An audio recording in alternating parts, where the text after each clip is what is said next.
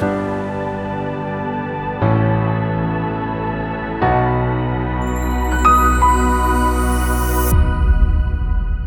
is now my pleasure to introduce the esteemed chair of our conference, Yaacov Michlin, CEO of BioLight.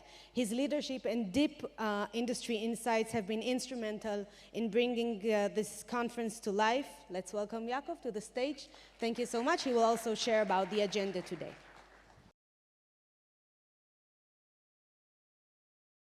Good morning, everyone. The Honorable Ambassador of China, the Deputy Ambassador of the US, and the honorable guests.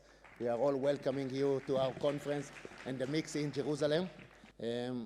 As a lot of you know me, my night job is working with Karin as heading the life sciences in the IATI and chairing the conference. And my day job is managing a VC BioLight in the space of ophthalmology. The history of this conference, it was supposed to happen in November, but unfortunately the October 7 massacre happened. A lot of people told us, let's postpone it to the year, 1 year, maybe cancel it.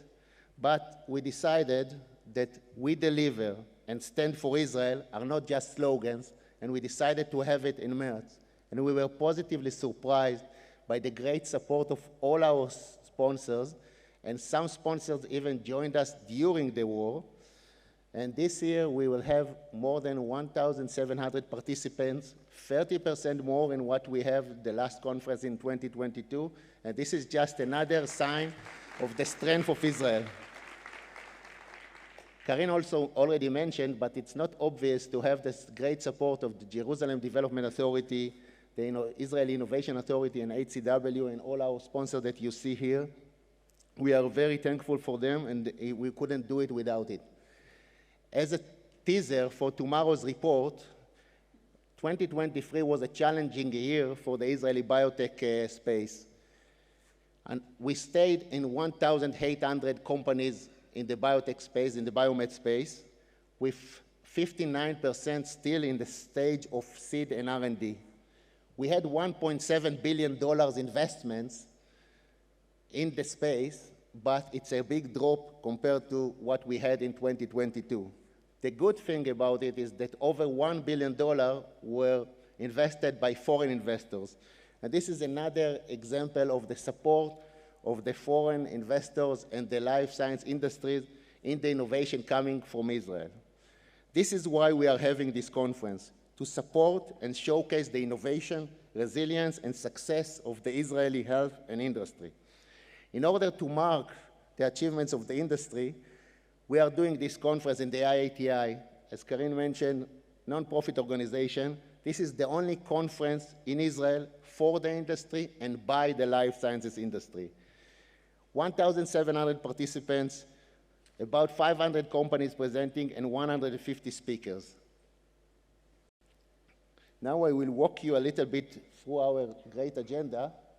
So, in this, as a sign of another example of unity, we managed to combine 3 conferences under the umbrella of our conference here in the Mixi. So we will have tomorrow a digital health competition as part of the session on digital health. We will have here today the ITTN conference, and we will have tomorrow an international conference on ophthalmology. Today, we will have 2 special sessions about rare diseases, cancer, and neurology, and we will have a special session, never happened yet in Israel, about sharing data between the HMOs and hospitals and startups. In these challenging times, we remember also our dead soldiers, civilians, and their families, the injured and the kidnapped, and we pray for all of them. We hope that this conference will help us to create new startups and grow the industry as in the vision of Yizhar Shai that says, a startup per each soul that we lost. Before I finish my talk, a personal note, I worked very hard about this conference, but it wouldn't happen without the restless Karin that you all know that spoke here. And as you know, we complement each other in our characters and nature. Gil Stier and his team, and our steering committee and scientific committees. Do not forget to stay with us for the great sessions and to the party this evening. Let's learn, mingle, and celebrate the resilience and enjoy the conference. Thank you very much.